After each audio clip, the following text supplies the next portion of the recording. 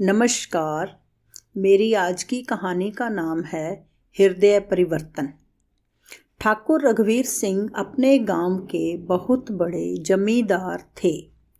अपने गांव में ही नहीं, आसपास के गांवों में भी अर्थात पूरे इलाके में उनकी अच्छी धाक थी।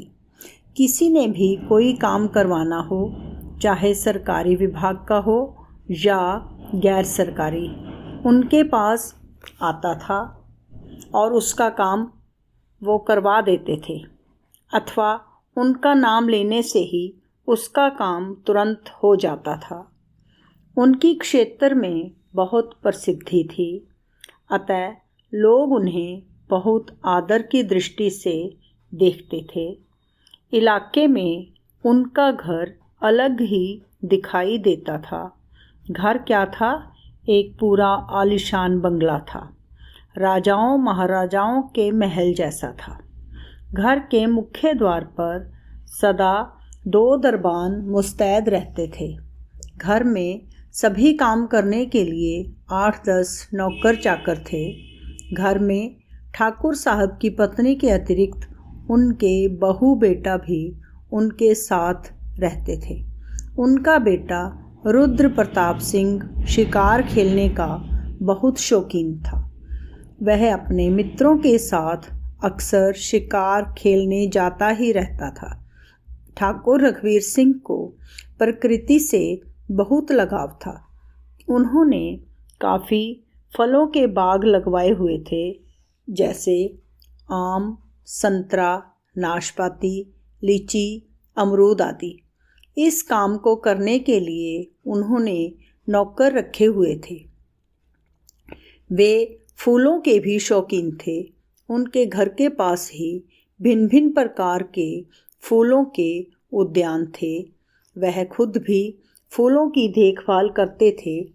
उनके घर के पास वाले बाग में मौसम के अनुसार ताज़ी सब्जियां भी लगाई जाती थी।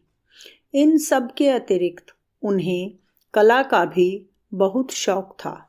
उन्होंने अपने घर को कलाकृतियों और अनेक प्रकार के चित्रों से सजाया हुआ था। वह जब भी कहीं बाहर जाते तो चित्र और पेंटिंग्स अवश्य लाते थे। उन्हें कला प्रदर्शनी में भी सादर आमंत्रित किया जाता था और वहाँ से वे बढ़िया से बढ़िया पेंटिंग्स लाते थे।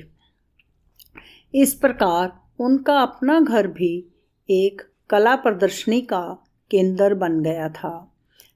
वे कला के इतने दीवाने थे कि उन्होंने 3 व्यक्तियों, रमजान, शेर मोहम्मद और आसिफ अली को सारी पेंटिंग्स और चित्रों के रख रखाव का काम सौंपा हुआ था। ये तीनों इनकी बराबर सफाई करते रहते थे। उनके बेटे रुद्र प्रताप को भी चित्रकला से कुछ लगाव सा हो गया था।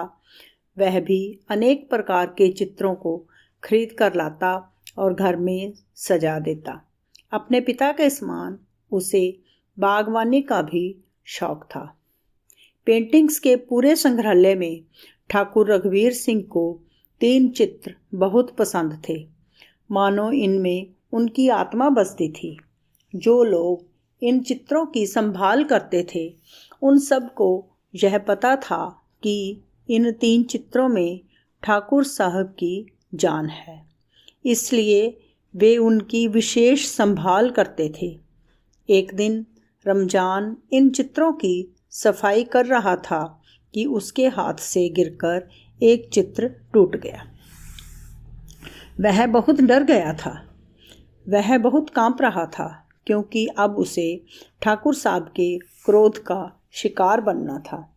वह ठाकुर साहब के गुस्से से भली भांति परिचित था और इन पेंटिंग्स के प्रति उनके अथाह प्यार को भी वह जानता था। जब ठाकुर साहब को इस चित्र के टूटने के बारे में पता चला तो उनका चेहरा क्रोध से तमतमाने लगा।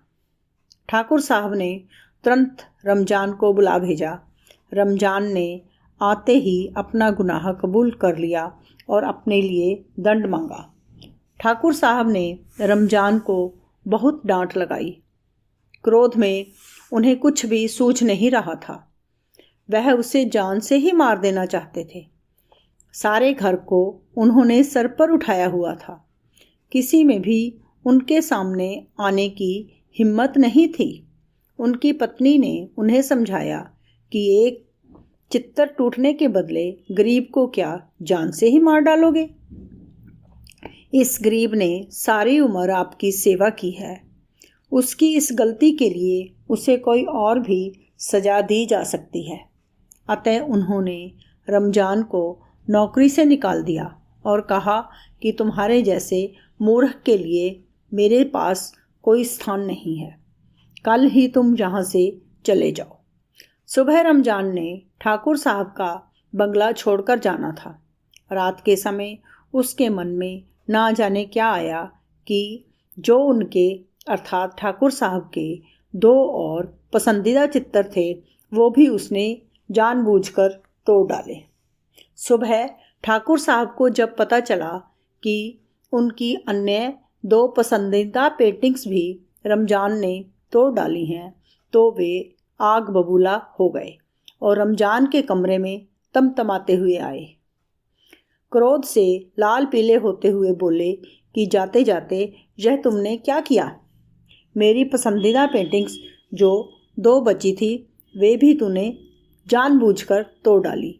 तुम्हारी ऐसा करने की हिम्मत कैसे हुई? रमजान का चित्त शांत था।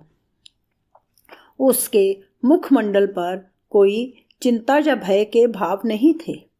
वह बड़े धैर्य से बोला, मालिक, एक पेंटिंग टूटने पर मुझे तो आपने नौकरी से निकाल ही दिया है।